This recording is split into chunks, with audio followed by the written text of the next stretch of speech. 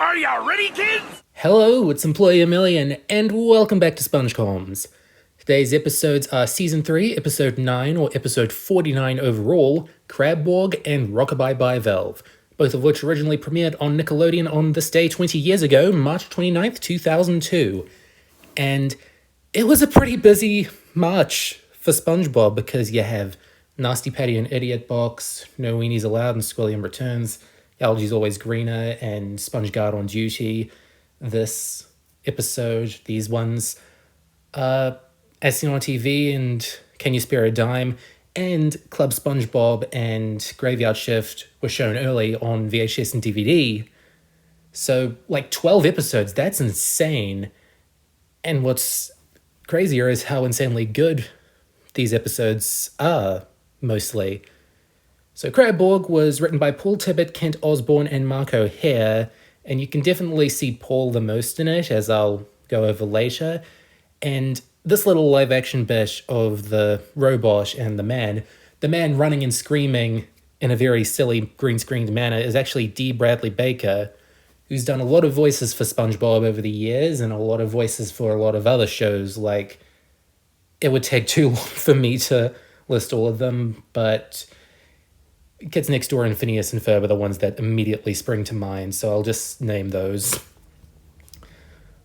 And another little bit of trivia is that this is the first time SpongeBob mentions his Uncle Sherm, who will be seen in a photograph in all the way later in Pest of the West in Season 5. He could stick a whole watermelon up his nose, that's cool. And he was named after Sherm Cohen, who was, and still is, a legendary crew member on SpongeBob. And apparently the line was ad-libbed by Tom Kenny, but I really wish I could find a source on that.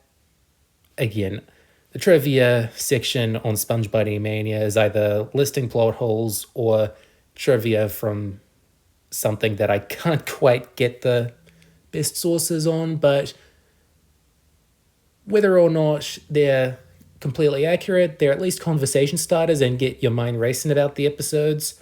And this is an episode that I'm happy gets a lot of minds racing because it is really fun. The little robot jingle that Mr. Krabs falls in love with and is the title card music for the episode is called Electric Zoo by the radio DJ. And it says that Paul Tibbett wrote it, like it wasn't just this thing that they got from a music library, which tells me that they wanted a very particular sort of vibe with the silliness in this episode, that they wanted it to be pretty generic, well, the music to be pretty generic, but for that to be part of the humor of how much Mr. Krabs loves it and eventually dances to it appropriately. What's also kind of cool is that they got an actual DJ to guest star as the DJ in this episode. The opening credits list Rodney Bingenheimer or Bingenheimer, and I know basically nothing about him, but he must have been popular in some region in America at some point to appear in SpongeBob and to be credited. I kind of wonder why they didn't, just get Tom or Dee or Roger to voice, but, it adds some charm. It adds some humor to this incredible exchange between him and Mr. Krabs, which is one of the most memorable parts of the episode because it's not in the Krusty Krab. One thing that always reminds me of the Tibbett years is that they spend a lot of time in the Krusty Krab just out in the dining area because it basically turned into a sitcom set after a while. However, this is one of the only episodes before the movie to, really spend that much time in the Krusty Krab. Like, there's a couple, but it's not like the main set of the show at this point. You've still got Jellyfish Fields, you've still got boating school sometimes. You've still got SpongeBob's house a lot of the time. The neighborhood, obviously. Variety is the spice of life, and there was a time when spending a lot of time in the Krusty Krab or Chum Bucket wasn't boring. That's all I want to say. Oh, and this is something that I wanted to bring up. The pirate movie joke was supposedly changed in dubs because obviously the pun wouldn't work. Not all rating systems abroad have an R rating. But if the German dubs thing on the wiki is correct, then yikes. Not going to tell it here, but yeah, yikes. This is also the first time that we get any mention of Squidward's father. Like, obviously, his mother was mentioned way back in Fools in April, but now we know that Squidward had a dual set, and we don't actually see Squidward's father anywhere in the show. Maybe we will in some weird spin-off in a couple decades, but as for officially right now, only in some children's book from the late 2000s. And it's okay. His mother is dynamic enough of a character when they need her. And this little... Something I do really admire about this episode is that even though it is very workplace, it knows, how to escalate things with very casual interpersonal dialogue. Like, you could see this being an episode of The Office, A pretty, silly episode of The Office, but, it's just got that vibe of, two crew members just hanging out and viewing the world a bit differently and getting into situations at work. Like, I do really admire how SpongeBob and Squidward bounce off each other in this episode because SpongeBob is naive. Well, you all know that about him. But in this episode, not only does Squidward eventually buy into it, but then he starts getting, hostile towards Mr. Krabs. And that says more about what Squidward wants out of Mr. Krabs being a robot. He wants to slap him around. He wants to destroy his stuff. So, yeah, it's good that the characters bounce off each other very well and are perfectly in character for as absurd of a theory as they've crafted. And of course, jokes like the automated naval's phone service and the subtle fourth wall joke of the fish discovering that robots have taken over their world. And even the little bits like SpongeBob finding a nickel and pointing that out some reason. Something that I also want to read off from my notes is that this was featured in a Fanboy and Chum Chum DVD, this episode, in some countries like Europe and Australia. I don't really have anything against Fanboy and Chum Chum. I haven't seen enough of it to conclude whether it's as annoying as everyone says, but really tells you something about how much Nickelodeon really needed to sell the show when they had to put SpongeBob episodes in their DVDs and Fanboy and Chum Chum episodes in some SpongeBob DVDs. Because they did that sometimes. Wanted to bring it up in my Runaway Road Trip video, but again, only in Europe and Australia. And I was mostly talking about the North American marketing, so I didn't bring it up there. The scene's also really just fun and speaks for itself, but I'll try to speak over it and do as best I can to, deliver some information and just say these jokes are good. Because these jokes are good. Like, obviously, slapping someone is a big deal. We learned that at the Oscars yesterday. But, yeah, SpongeBob's reaction is justified, but then him getting so into it because he just doesn't quite have the awareness to know what Squidward wants of him. Like, that's good.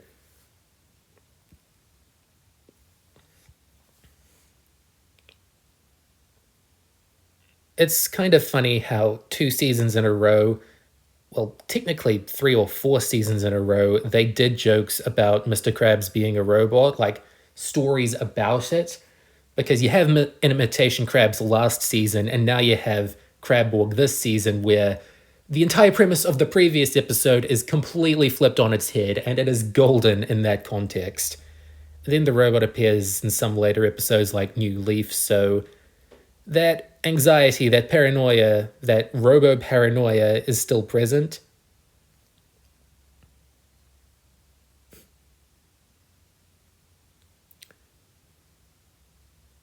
And I do want to bring up that this ending might just be one of the funniest ways to, you know, talk about horror movies, because this episode is very mildly spoofing, these robot invasion movies or general invasion movies where your loved ones are being taken over by some sort of creepy force. And Squidward hasn't even seen the movie, but he is so getting sucked into this. But SpongeBob has seen the movie, and he remembers how it ends, with it completely subverting the idea of these stories on its own, but yet still buys into it. I know I'm explaining the joke, but it's a joke worth explaining because it just puts into context just how much, fear these two have, and also how much they kind of wanted to do to this to Mr. Krabs. But even before that, before the big, reveal, I do love how they try to hammer home that Mr. Krabs does actually have a soul, which isn't easy to do sometimes, but you know what I mean. Everything they thought was proof that Mr. Krabs was a robot was just completely misunderstanding him. Once you bring money into it, yeah, the waterworks come out. As do the happy memories, as episodes like My Pretty Seahorse and Friend or Foe show.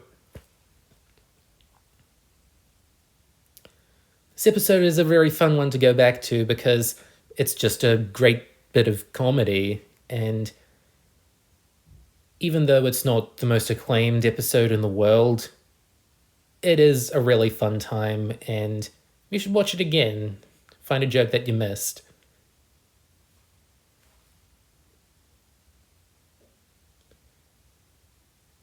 And so up next we have Rockabye Bivalve, which was written by Jay Linder, Sam Henderson, and Mark O'Hare. Two by Mark O'Hare this week. He did a good job. And the thing that always struck me about this episode is that they depict the clam as a little baby bird in this episode, which I think is very cute and does really feed into this atmosphere that they're going for in the story. But also, every time you see the clams in SpongeBob, they're always a different animal or something different. I'm probably going to be talking about this in the actual episode Clams later, which is a Jaws parody. But, it works. People don't think too hard about, wait, the clams aren't consistent. But, I mean, they talk sometimes. They talked in, the Mild Ones episode. And really, this episode is just absolutely adorable for the first half. That is my main takeaway here. It's the third time that SpongeBob has adopted a strange animal. First time being the jellyfish in Jellyfish Jam. Second time being a couple times in Dumped. And now it's just a baby bird. He technically had a baby bird way back in the pilot, Help Wanted, and I believe some other early season 1 episodes, but I don't know, maybe it died. Good timing, Gary. But as this episode goes on, they try harder and harder to sell the idea of SpongeBob and Patrick not being pet owners, but caregivers. Oh, and his pads just came back on. And it just keeps feeding more and more into that until it reminds you what this is all about, and it's kind of them just exaggerating this situation. Something that not a lot of people know is that there are quite a few deleted scenes from this episode as they were slowly reworking it in the storyboard phase. Notably, they cut down on Patrick having these violent tendencies because, well, even for Patrick, that would not be good fatherhood. Like a joke about him using a shucking knife, which is pretty dark considering that, you know, they're trying to quote unquote raise a baby. Like you can see why they'd cut that line. And then also this big sequence of SpongeBob and Patrick chewing food for Junior, which was cut down immensely into just giving him a worm. And apparently, "We will bury you" is some sort of famous political quote, but I don't quite remember the context for it. And it's just bizarre that it's in a SpongeBob episode, but it's not that big of a deal since it's over very quickly.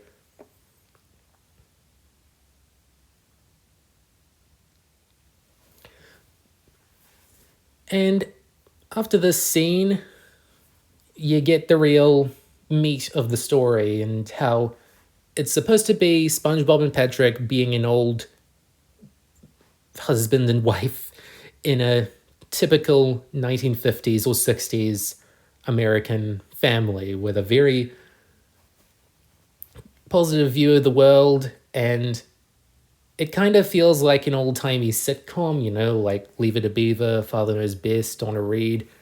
But then they kind of flip it on its head and show that either America was never quite this perfect or that those old sitcoms are just full of crud about how American life really was.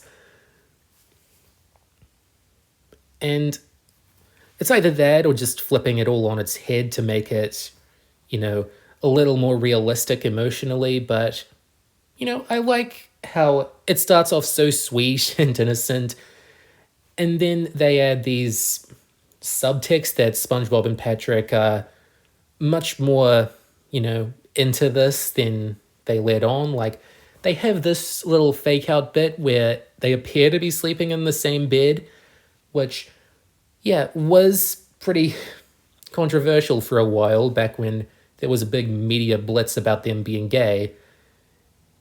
And look, all this stuff from radical religious figures about things being gay or evil or demonic, it's been around forever. This was not long after, Pokemon and Harry Potter had to suffer through that.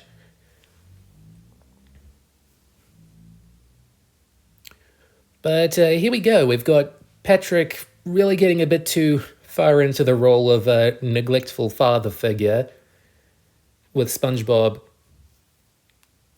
having to do all the housework and the chores, and it's not quite as picturesque as Donna Reed or Lucille Ball made it out to be. Like, I'm not saying that it's as direct as it could have been, but it is definitely there if you know your television history and how those shows were basically made to reinforce a certain lifestyle for Americans. And this is basically just a couple decades later showing the flaws in that lifestyle. Either that or it was just designed to make Patrick a big joke. Sorry, did I say joke? I meant jerk. And yeah, his behavior is not the best, especially for a father, but again, it is a baby bird, and these jokes are pretty funny, and he does get his literal just desserts.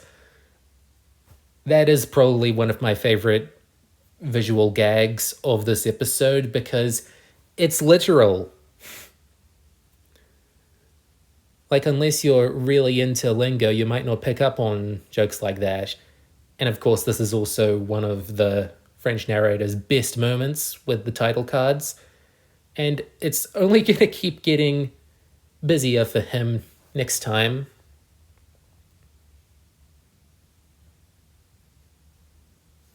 Also really like how Patrick keeps on laughing at this complete dolt on the TV who gets hit with a coconut. And it turns out it's him in the end. Like, isn't that great? One joke that never really occurred to me until rewatching is that SpongeBob reveals to Patrick that there is an entire load of diapers right next to his house. Where is Squidward's house in that case? Just absolutely drowning in baby scallop diapers? Like, around this time, they had to start doing gags where SpongeBob and Patrick's houses were next to each other and Squidward's house basically did not exist that week, especially in episodes like Missing Identity, just for visual clarity back in these 4x3 days.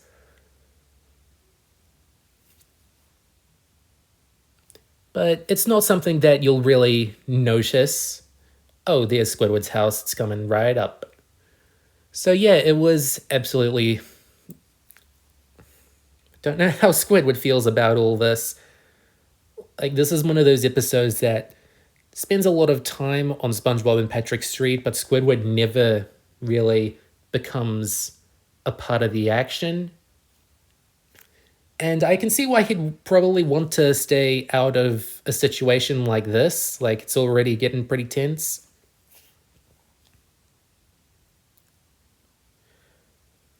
I've always felt like the reveal of Patrick never doing any work to begin with, it is good, but I feel like he could have been doing something funnier back at his rock. You know, like, what's a thing that fathers did back in those days? Play pool? Was that considered too edgy? It's been too long. I don't really know. But then you've got this very tense argument between the two, and kind of takes away from the point that they're caregivers. But then the baby flies, and it is absolutely beautiful. Like, honestly, the scene coming up of SpongeBob and Patrick snapping out of it and caring for their little joy machine just really puts into perspective the troubles of parenthood and how it is frustrating, but it should be all worth it to see a little fella grow up and become a part of the world. And I think that it hits that sweetness home without getting too schmaltzy, because, yeah, it's not like they have a, sponge or starfish baby. Of course, SpongeBob had some kids last season, and they all moved to Kenya, I think.